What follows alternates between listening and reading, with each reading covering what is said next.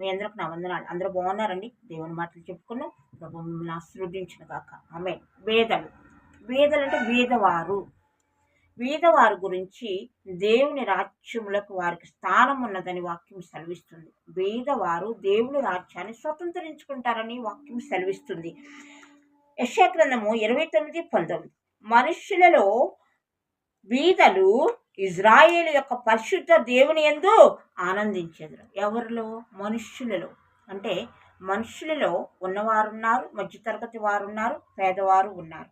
కానీ ఇక్కడ వాక్యం ఏమి సెలవిస్తుంది? వీరు మనుషులలో వేదలు ఇజ్రాయేలు యొక్క దేవునిలో ఆనందించెదరని వాక్యం సెలవిస్తుంది. ఇదే మత్తయి సువార్త 6:21 కూడా వేదలైన మీరు ధనిలు, దేవుని రాజ్యం మీరుది అని వాక్యం సెలవిస్తుంది. ఉదాహరణ లాజరు గారు. ఆయనకి ఈ లోకంలో ఉన్నప్పుడు ఆహారం లేదు, బట్టలు లేవు, ఒళ్ళంతా కురుపులు. అయితే ఒక ఉన్నవాని ఇంటి ఎదుట ఎప్పుడు పడిగాపులు కాస్తూ ఉండేవారు. ఏదైనా ముక్క దొరుకుతుందేమో, ఏదైనా వేస్తారేమో, వేయలేదు. దేవుడికి స్తోత్రం. ఆయన దేవుని రాజ్యాన్ని స్వతంత్రించుకున్నారు.